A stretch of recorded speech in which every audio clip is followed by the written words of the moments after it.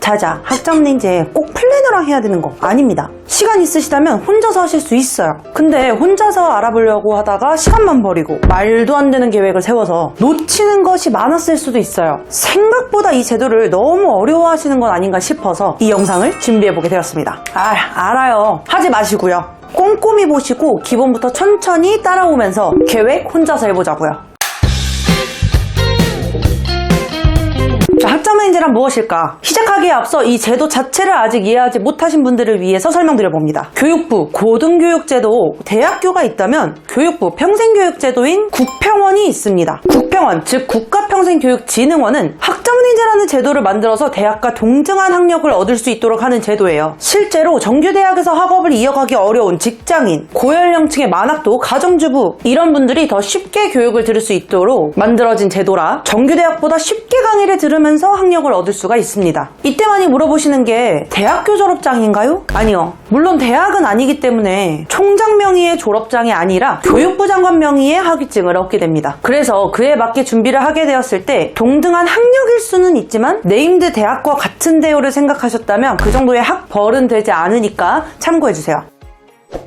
우리가 차를 타고 목적지로 향할 때 내비에 뭐부터 찍나요? 도착지와 출발지를 적어서 경로를 설정하죠. 도착지인 목표를 먼저 설정해보자고요. 내가 단순 학력 개선이 목적인지, 자격증 취득이 목적인지, 혹은 대학원 진학이나 대학교 편입이 목적인지, 이에 따라서 내가 중점을 두어야 될 부분이 달라요. 예를 들어 이런 거죠. 내가 단순 학력 개선인지, 학력 개선을 하면서도 사회복지사 2급을 같이 따고 싶은 건지, 이에 따라서 진행하는 방향, 듣게 되는 과목들도 달라지게 됩니다. 그러니 내가 어떤 것 때문에 학점인재를 이용하는가를 가장 먼저 뚜렷하게 정해놓으시길 바랍니다.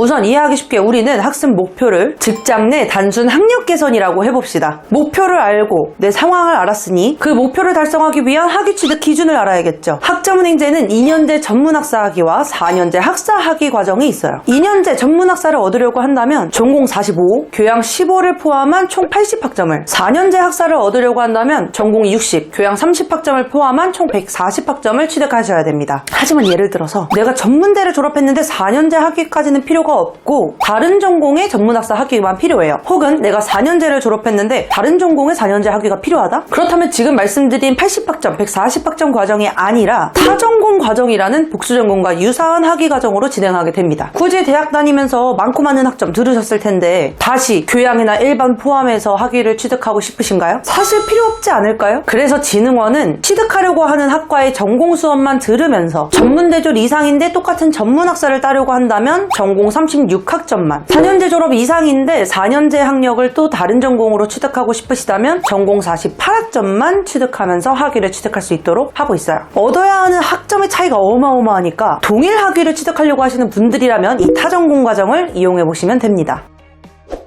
학위 취득을 하려면 학위 조건을 갖추어야 되는 건 알겠어요. 그럼 내 최종 학력이나 목표에 따라서도 진행 방향이 달라지니까 내 최종 학력은 당연히 확인을 했을 거 아니에요. 고졸이라면 타전공은 안 되고요. 무조건 일반 학위 과정만 진행이 가능하며 전문대졸이라면 타전공 전문학사 4년제 일반 학사 학위 과정, 4년제졸이라면 타전공 전문학사, 타전공 학사 과정을 진행하실 수가 있습니다. 그런데 이때 내가 대학교 중퇴자다? 그럼 일반 학위 과정만 가능합니다. 이해하셨죠?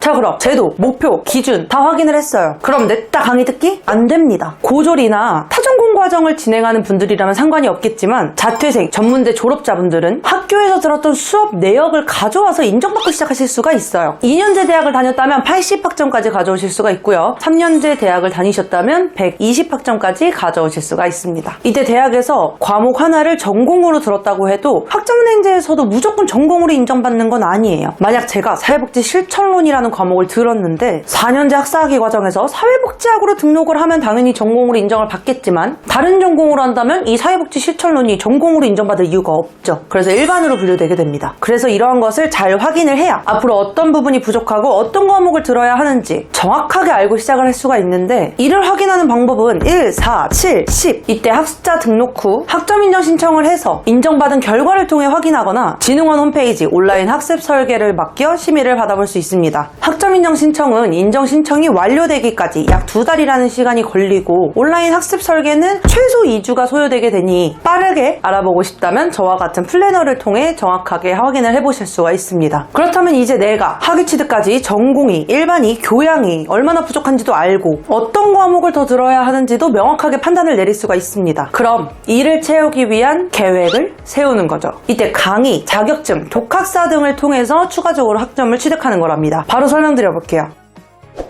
자격증. 자격증은 내가 가지고 있는 것, 과정 중에 취득하는 걸로 전문학사 과정에선 2개, 학사학위 과정에선 3개, 타전공 과정에서는 1개 이렇게 인정이 가능합니다. 이 기준에 맞게 활용할 수 있도록 유의해 주셔야 돼요. 또 자격증은 학과마다 전공으로 인정받을 수 있는 자격증의 리스트가 있으며 전공으로 채우려면 이를 확인해서 어떤 자격증을 준비할 건지 계획을 세워야겠죠? 그리고 또 취득 일자에 따라서 인정 가능한 학점이 달라질 수 있습니다. 자격증의 정보도 정확하게 파악을 해야 알 수 있는 거죠. 그래서 자격증에 관한 내용도 플래너와 함께 확인하고 취득 계획을 세우는 것이 좋습니다. 그리고 독학사. 독학사는 시험 제도예요. 보통 학위를 취득하는 제도라고 알고 계시지만 학점은 인제 과정을 진행하시는 분들이 독학사를 이용하는 것은 추가 학점을 취득하는 목적으로 활용하는 거라 1단계에서 4단계 중에 원하는 과목으로만 선택하여 시험을 보고 100점 만점에 60점 이상을 얻으면 과목당 4학점에서 5학점을 인정받으실 수가 있어요. 그러고 나서 학위를 취득하기 위해 아무리 많은 방법을 활용해서 학점을 채웠다고 해도 강의를 6과목 이상 듣지 않으면 학위 취득이 불가하기에 강의를 들으시게 될 텐데요. 학점은행제의 강의는 모두 온라인으로 진행이 된다 생각하실 수 있겠으나 학점은행제 교육기관의 유형은 매우 다양하기 때문에 오프라인으로도 진행되는 과목들이 있어서 잘 확인해서 교육기관을 선택하셔야 됩니다. 이런 거죠. 학점은행제 화학공학 학사학위 과정을 진행하려고 하는데 전공이 개설되어 있지 않거나 그나마 개설되어 있는 전공들도 다 오프라인으로 진행이 되고 있는 거 잘 확인해 주셔야겠죠?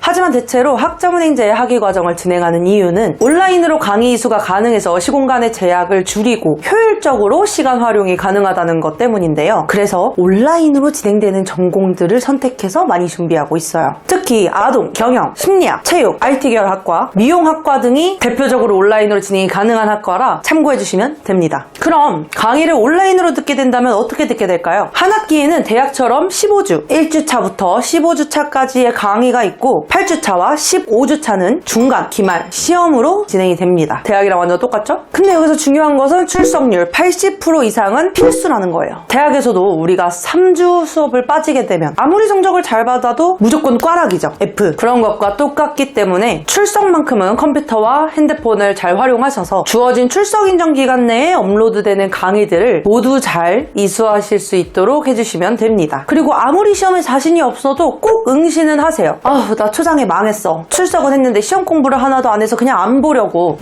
절대 안 됩니다. 아무리 못해도 응시는 하세요. 그래야 이수 조건을 충족하실 수 있습니다. 자, 이렇게 해서 조건을 모두 갖췄다면 뿅! 하고 학위가 나올까요? 진흥원은 내가 어떤 목적으로 이 수업을 듣고 어떤 학위를 취득하려고 하는지 전혀 이렇게만 해서는 몰라요. 그래서 3가지의 절차를 꼭 진행하셔야 됩니다. 학습자 등록, 학점인정 신청, 학위 신청. 이건 간단하게 설명드릴게요. 학습자 등록은 웬만하면 시작하고 나서 바로 오는 분기에 신청해 주시는 게 좋아요. 학점인정 신청은요, 학점 취득하실 때마다 제때 분기 오면은 바로바로 신청하시는 것을 권장드립니다. 하지만 학위 신청 전에 한꺼번에 몰아서 한다고 문제가 되진 않아요. 하지만 그때 돼서 미룬 거를 다 갑자기 하게 된다면 당연히 멘붕이 오고 실수를 하는 부분이 발생할 수밖에 없겠죠? 그래서 원활한 학점은행제의 학위 취득 과정을 진행하고 싶으시다면 플래너와 지속적인 소통, 전문적인 정보와 요령을 얻어서 안정적으로 학위를 취득하고 있는 거랍니다. 아무래도 처음 보는 이 제도를 처음부터 끝까지 완벽하게 활용한다는 거는 어려울 수 있으니까요.